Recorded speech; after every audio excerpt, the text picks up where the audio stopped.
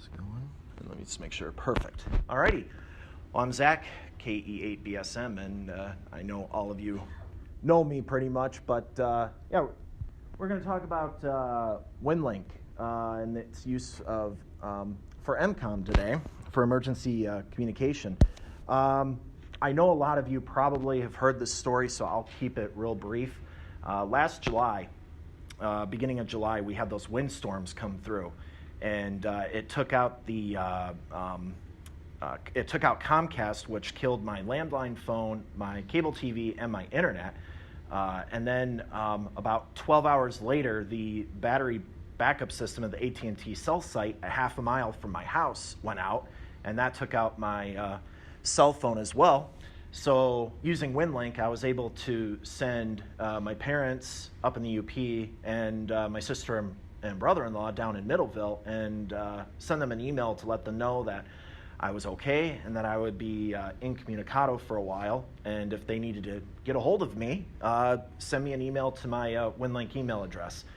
And using Winlink, I was also able to send a text message to my friends and family down in southern Michigan and northern Indiana to let them know that I was okay as well, and not to text me, as I would not get their text messages for who knows how long. It ended up being a couple days.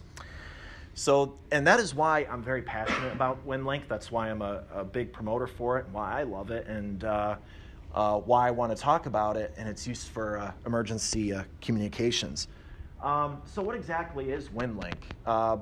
It's a global email messaging system, and uses stations all over the world to make sure that an email gets from point A to point B, regardless of where point B is. And it uses a forward error correction to make sure that all messages come through are reliable, all letters, punctuation, attachments, anything binary, and a computer language gets through okay. That's a very quick and dirty version of what Winlink is. But in terms of what it is for EmComm, some perfect examples of emergency communication scenarios. Let's say you have no cell service at a particular area. With no cell service, you're not going to have a data connection through these lovely pieces of technology. These things are great before an emergency, but most likely during and definitely after an emergency, these things just become paperweights, essentially. So how would we get information from a disaster site to somewhere else, like the Red Cross or somewhere like that? We can use Winlink for that. Don't have a landline phone, no internet, no hardline internet connection. Sure, you could probably use a satellite internet or satellite data, but last I checked, I was like, probably for voice, I think it was like $2 a minute or something like that. Adds up pretty quick, and your data connections are ridiculously expensive as well. So it's not very cost effective, and it's also not quite user friendly either as well. That's a whole other story. Some real world situations where Winlink definitely came in use. The ice storm down in Kentucky. In fact, this picture right here was taken at a microwave site somewhere in Kentucky. I don't know where it was, but somebody took this picture with their camera, put it on the computer, and then used Winlink to send this picture back to their command site. This picture was taken from a mobile command center, and then used Winlink to get the picture back to their base. Katrina. Infrastructure was down for a long time in Katrina, after Katrina, and Red Cross needed some very important information. FEMA needed very important information as well. And normal modes and normal lines of communication were down. That pretty much left hams to pick up the slack and provide communications as well as vital information to FEMA and other organizations that cooperate under the umbrella of shares. of the shares network. The 2017 hurricanes, we had the force of 50 that went down to Puerto Rico to assist down there. They were given HF stations. They were given a radio, an antenna, a battery, I believe a solar panel as well. And they were able to communicate back to the American Red Cross on the mainland here. Vital information, who was where, people were okay and whatnot, and they were able to use Winlink as well to take advantage of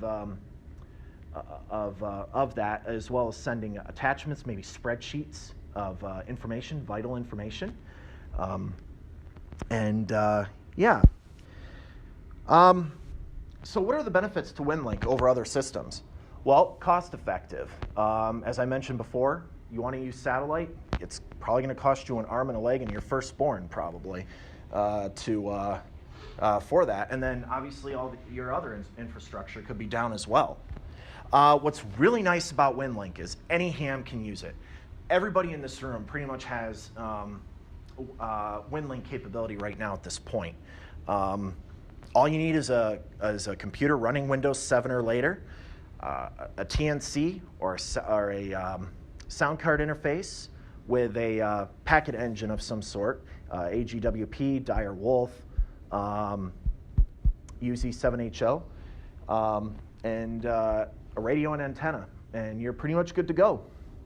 And any ham can come in, throw an antenna up in a tree, or put up a mast or something like that, a backpack-sized mast, and get on the air with Winlink, either Packet or HF WINMOR or HF Pactor, and be able to get information to wherever it needs to go. It's extremely reliable with the hybrid stations. The hybrid stations will function even if the normal internet connectivity were to go down. There are several hybrid stations all over the US, and I do have a map of that later in my presentation. Unfortunately, it will be kind of hard to see with the projector, but I will probably upload this to YouTube at some point. Infrastructure independent. I know I touched on this already, but the nice thing about Winlink is we don't really need an infrastructure.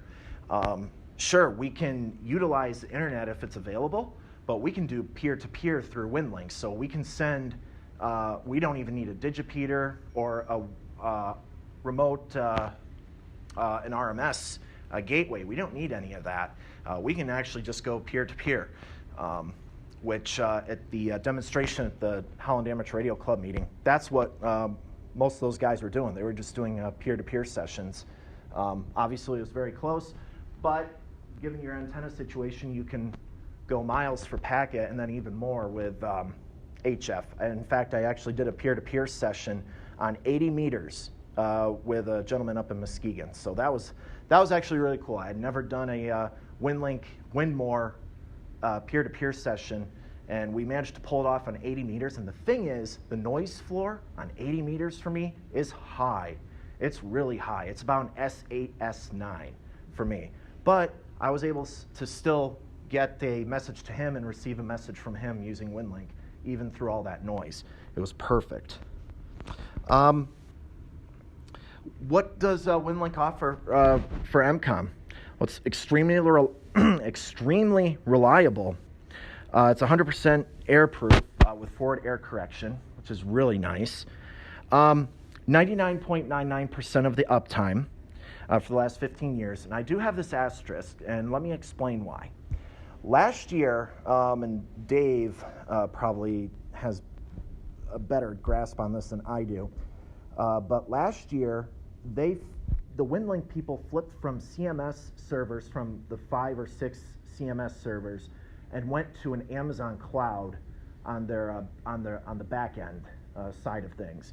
And when that happened, I did notice that Winlink didn't always have a stable connection on the internet side of things as they were making this transition. And it took several months, I would say. I feel like from July until November, it was always a hit or a miss.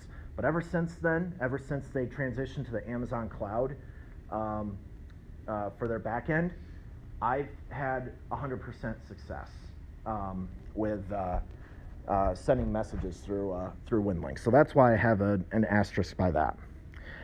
Regular internet bridge, which is really nice. We can send using Winlink to normal at Gmail, at Hotmail, at Outlook email addresses, which is great. And we don't have to do anything special, which is awesome. My phone keeps flipping here. As I mentioned, we can go peer-to-peer, or P2P is what it is for short. So if you ever see P2P, that means peer-to-peer, just FYI. And we don't need an internet connection or any infrastructure for peer-to-peer, which is great. Like working simplex, huh? It is. It's exactly what it is. It is working simplex, which is great. And we can do that on VHF Packet. We can do that on HF with Pactor or WINMOR. So it's perfect. And it works really well. As I said, I did that 80-meter experiment, and even though I had all that noise, I was able to still send and receive email from my buddy up in Muskegon there. It was wonderful. We can use standard email formats, which is wonderful. Winlink Express, the program that Winlink recommends you use, will handle the compression and decompression for you, which is really great because you don't have to think about it then. Some of these other programs that you can use, you will need to compress and decompress it yourself. Sometimes it will just send it as is. What you see is what you get. And it will take longer to receive or send if it does that. Time independent. This is huge. This isn't like FT8 where we have to wait like for the top of the minute or anything like that before we can actually start calling CQ or answering a CQ. We can connect up whenever we want. And Winlink Express has a visual readout of their TNC emulator that will tell you if a frequency is in use or is busy, which is great. And it won't let you start a session if a channel is busy. Actually, I got to take that back a little bit. You can start a session, but you get you get like 3 prompts. Are you sure you want to? Are you sure you want to start a session? Are you really sure you want to start? So, yeah. You can pretty much use any power level. I don't recommend like throwing 100 watts at it because it's full duty cycle. So it's a really good way to burn out your finals very quickly. But I have found on HF, for me, using 20 to 40 watts usually does pretty good. And I go into an off-center fed antenna. That's 80 through 6 meters, which works great. And I can connect to stations on HF all over the country. And then I just use my JPL, my VHF, UHF JPL for the VHF side of Winlink, which works great. This is huge. Auto logging and ICS forms and report generator. This is great, especially if we need to have accountability and higher ups need to see what kind of reports we were doing and whatnot. The Winlink Express program will automatically generate an ICS, I think it's 309 form for you. And it will document all your communication and it puts it into a nice PDF for you that you can either print or send off to whoever needs to see that. And it's used by a lot of EmComm agencies already. Homeland Security through shares will use this. Us regular hands will use it. AirAs uses this. It's really taken off in the EmComm circles. Winlink Express has. This is what a structure looks like. The Winlink structure. So down here at the bottom here we have our individual stations, and then it goes into an RMS via one of these modes into a remote message server. Dave, W8RSA's node, for example, W8RSA-10 is a RMS. And then if internet is available, it will go through the internet to one of the common message servers Now, these servers are done. Now it's all Amazon cloud server based. So this diagram is a little bit out of date, but this gives you a general idea of what it looks like.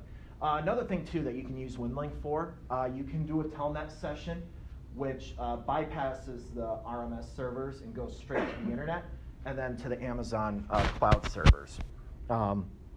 So if you're sending a lot of email or the internet is available, you can do a telnet session. I will do that sometimes, but I prefer to do it radio only, just for the fun, but also for the experience, and make sure that my radio equipment is okay and functioning properly. This is the main window for Winlink Express, and some of these slides are recycled from my previous presentation. So, but we've got next to the right of my call sign there, we've got settings, messages, and then kind of in the middle right area, we have an open session and session type. As you can see, for the session type, I have a Packet Winlink selected. But if I were to click on that drop down, you would see WINMOR, Pactor, and for peer-to-peer, you would see peer-to-peer Pactor, peer-to-peer WINMOR, peer-to-peer Packet, VHF Packet, yeah. So those are the areas that I wanted to focus on. And one other thing too, after you select the session type, you'll click the open session, and that will bring up a window. That will bring up a window.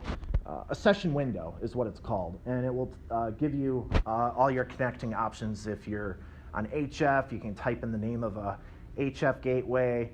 That's if you select WINMOR. If you're on VHF Packet, you can type in like W8RSA-10 and go from there. This is the main setup screen.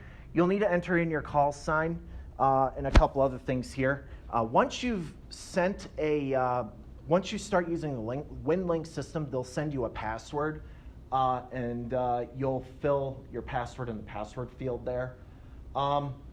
But the thing I really want to focus on, especially for EmComm, is this area. These are the auxiliary and tactical call sign area. So we can add, I can't remember the number off the top of my head, and I forgot to look it up. Is it 6? Okay. So we can have up to 6 addresses in there for auxiliary and tactical call signs and whatnot.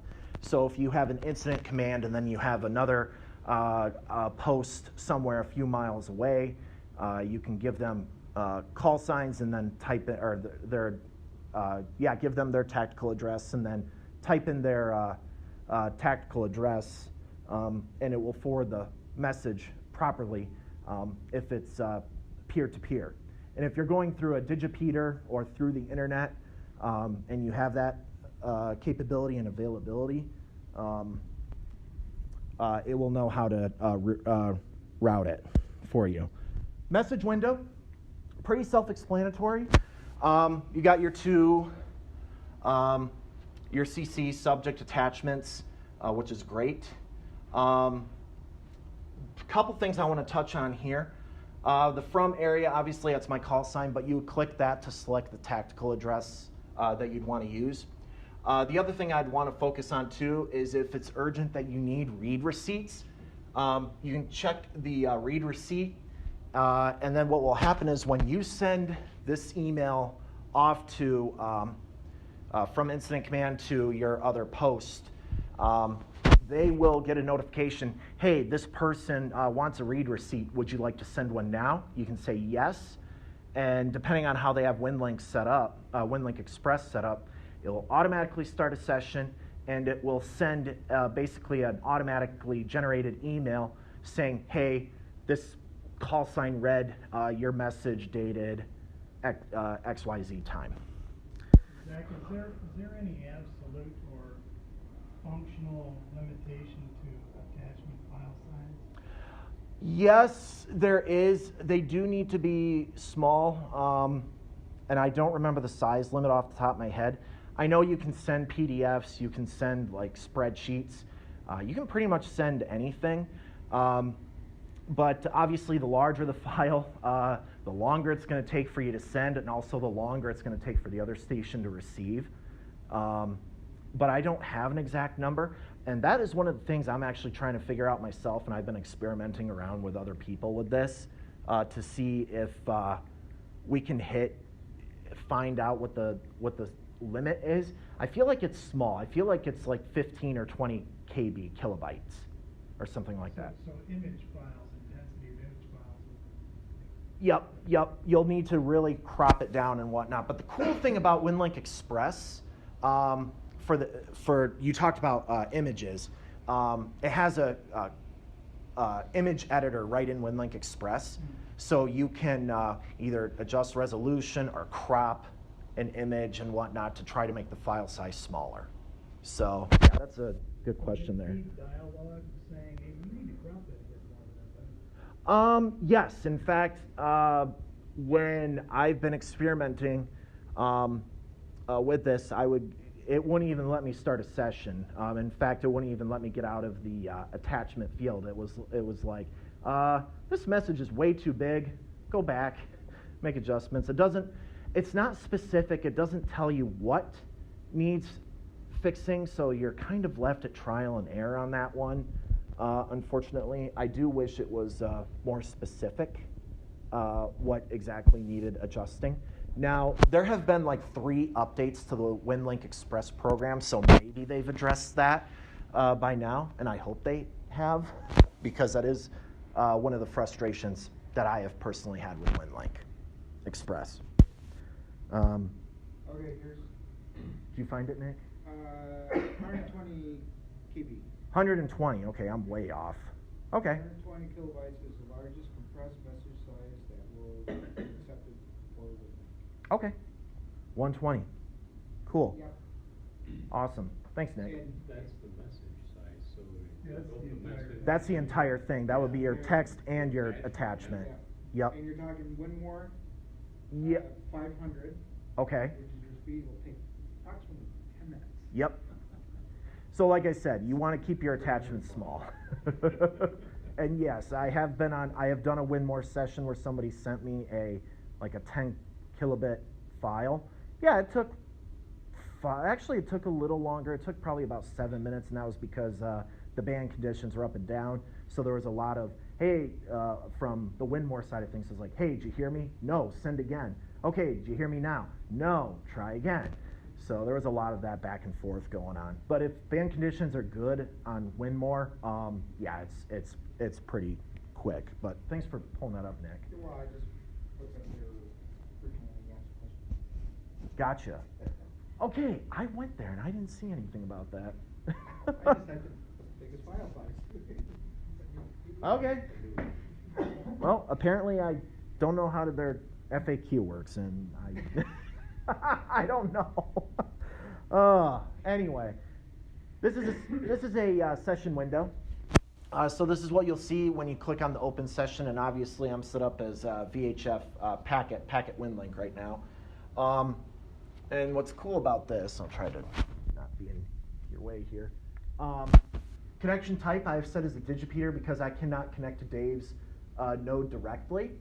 So I can digi-hop between a couple stations, which is great. So I use KOEC-7 to digi into W8RSA-10, and it works perfectly, and it works very well. And Packet is pretty quick because obviously we can go up to 1200 baud, and on HF we're limited to 300. So does make things a little less stressful.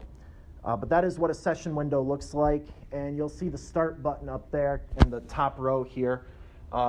You'll click that, and that will start a session, and that will send all your emails, your attachments, read receipts, however many you've got to send out. It will send them, and if you have any messages awaiting for you, that would commence the reception of those messages as well. This is what a VHF packet setup looks like, and I'm using UZ7HO sound modem software. So my setup here is a little bit different. I have to use a TCP for the serial port going to 127.0.0.1 and a port of with a port of 8100. That is for the UZ7HO sound modem software. As far as AGWPE and Dire Wolf, which is another packet engine program, as far as those programs go, I'm not sure how that would work here. I'm assuming it would be pretty similar.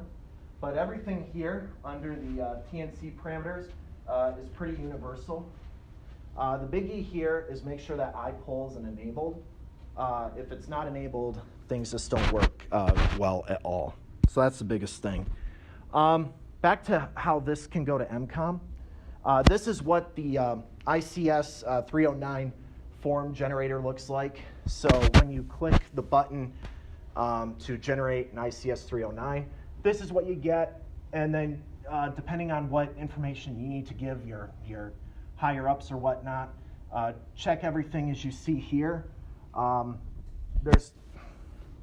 I guess there's really, it just depends on the organization you're dealing with and what information they need. But then this is like an example. This is what the form looks like, and save it as a PDF, and you're good to go. That's one of the nice things with Winlink Express. That's limited to the open session.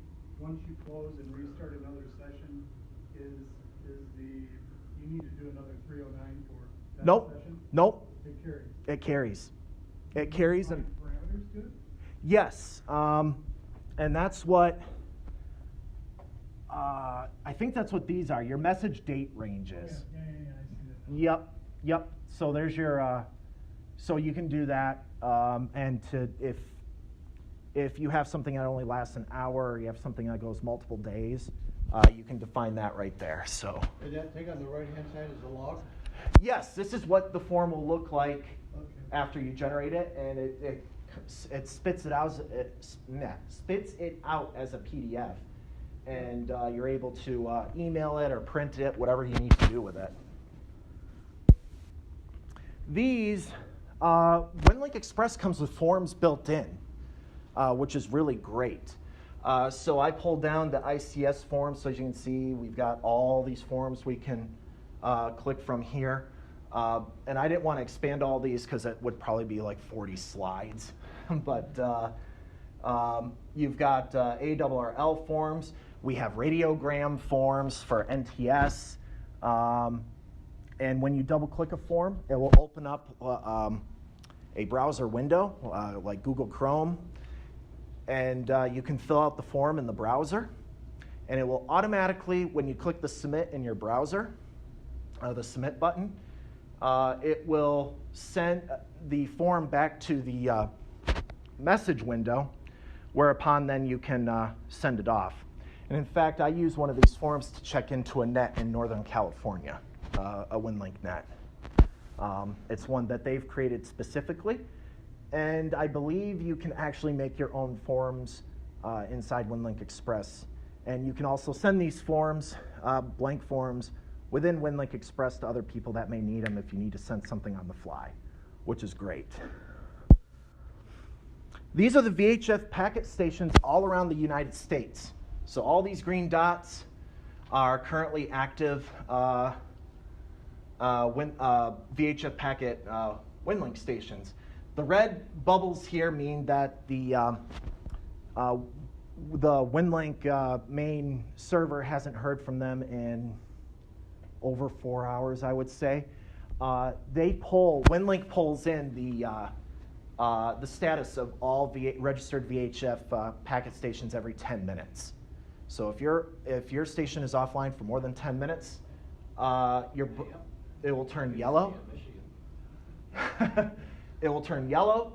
Then if it's over, I want to say 4 hours, and it turns red, and then I think it's a couple days later, it just disappears.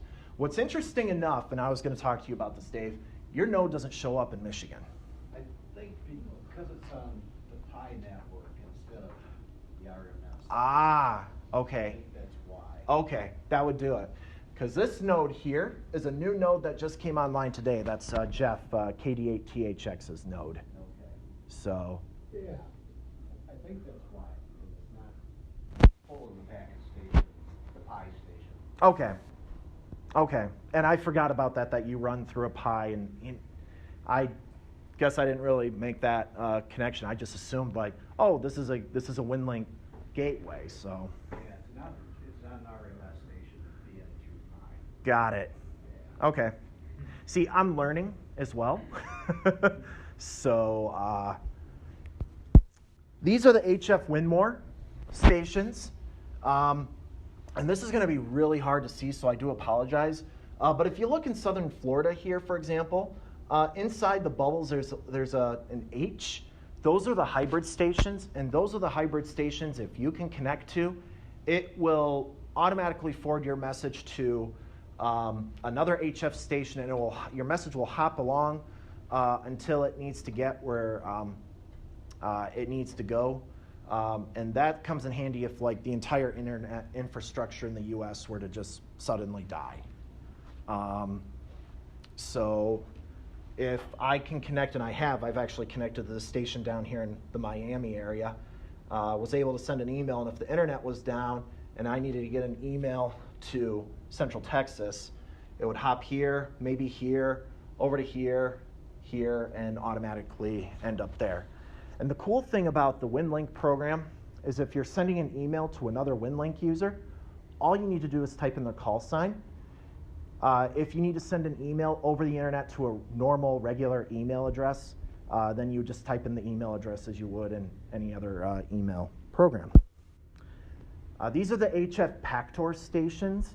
The drawback with Pactor, especially Pactor 2, 3, and 4, starts costing a lot of money. I think a Pactor 4 modem is like $1,500 or something like that. It's expensive. So for the people that have excessive money to spend on a Pactor modem, they can get into all of these modes and whatnot. I will stick to WINMOR for now. Zach? Yes. So one more station on HF, is there like a frequency that they, I'm assuming they stay standardized on frequencies then? Yeah. If I were to click, this is just a picture, but if I were on the Winlink website, if you go to winlink.org and you click on tools, it will bring up a map, and then you can select, do you want to see Packet, do you want to see WINMOR? And if you were to click on one of these bubbles, it will give you the frequency of what frequency and band that they're on, as well as the mode that they're using, which is great. But the cool thing about Winlink Express is Winlink Express maintains a channel list, if you will. So you can double click on a station, and if you've got rig control configured, it will automatically take you to the band and frequency. So hope that answers your question.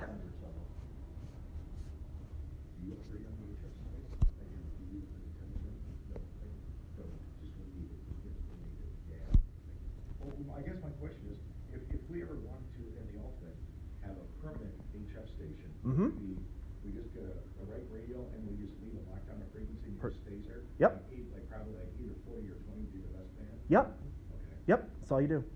Yep. So the frequency is site specific.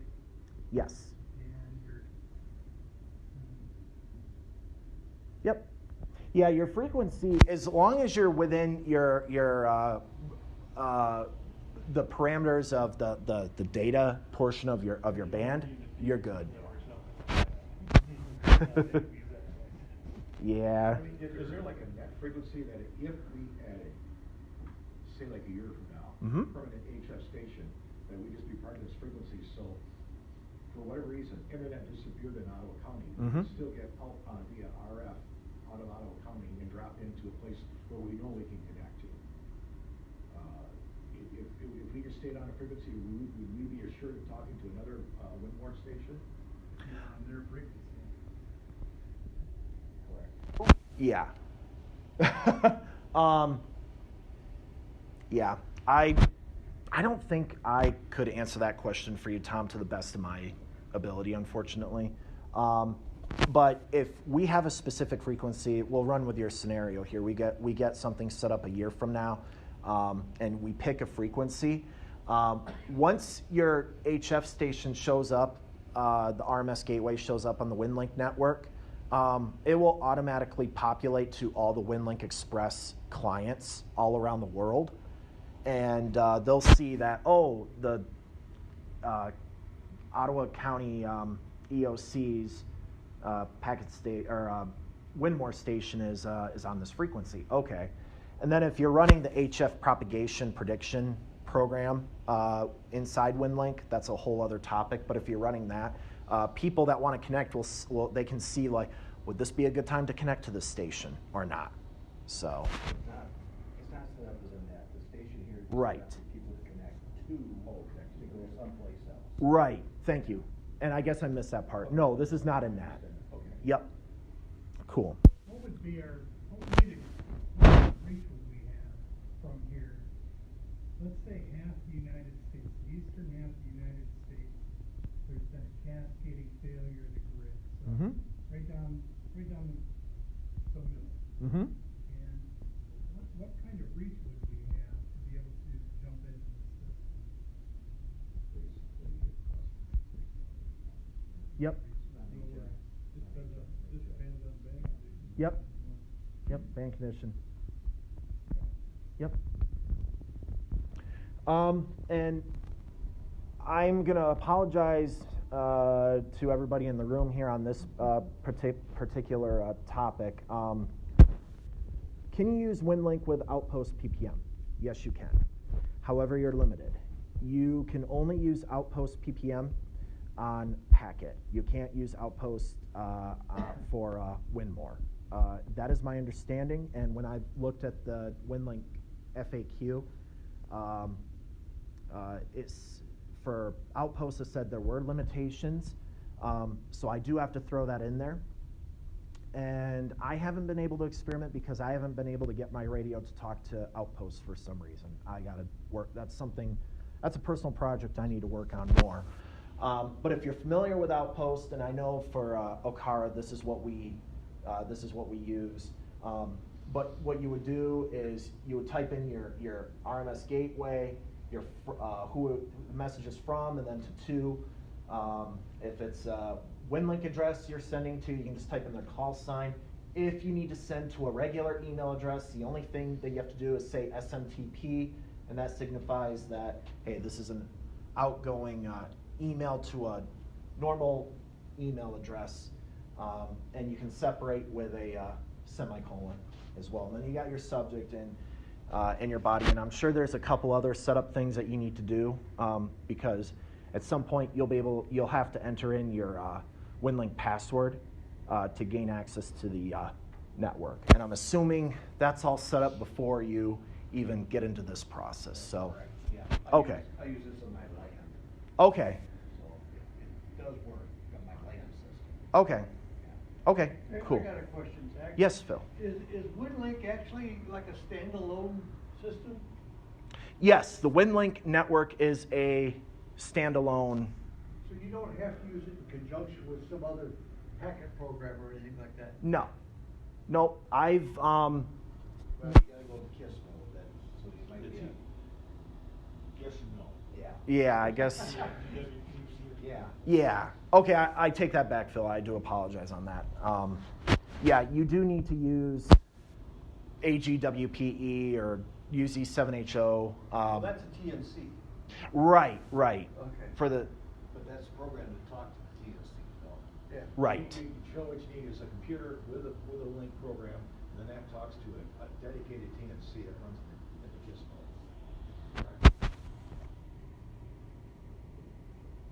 Or a software TNC? Or a software TNC. Yep. And that's like UZ7HO and Direwolf. Those are software emulated TNCs. So I do apologize on the Outpost. I'm still learning Outpost. I do have it, and I've been poking around with it, but I haven't had any luck getting my radio to talk with it yet. I'm getting there, I think, but a couple things I need to work out yet. But like I said, you're limited for Packet if you're going to use Outpost. There's 7 or 8 programs that you can use on the Winlink system, on the Winlink network. Airmail, Outpost for the Packet. There's a few other, and I can't remember all their names off the top of my head. But the Winlink network recommends Winlink Express, and there's active development in it. And there are frequent updates. I think last year they had 6 software updates for the Winlink Express program. And they're always pushing out form updates. So if there's a new form that's becoming standard, they make sure that you have it when you open Winlink, as long as you have an internet connection. So what kind of transceiver you got again? I have an EmComm IC 9100. It's an VHF UHF radio. And how I have it hooked up to my computer, it actually has a sound card interface built into the radio, and it just connects via USB. So my rig control and audio in and out from the radio is all handled through USB, one cable, which is nice, but EmComm does things a little differently, and it's caused me some headaches. So to conclude, so Winlink, it's a robust, redundant program, infrastructure independent. It's a big money saver. It's a simple setup process, which is wonderful. Like I said, you need to get new people in here, or people need to set up in the field somewhere. You can be up and running in minutes on Winlink. Winlink is a great bridge to bridge VHF and HF together, and compatible with different modes and whatnot, which is great. And I already brought this up, but Winlink Express, the program used to access the Winlink network, the one they recommend is updated regularly maintained, and the development is always active. And it's becoming more standardized in the emergency communication field. So that's pretty much all I have. Outstanding presentation. Thank you.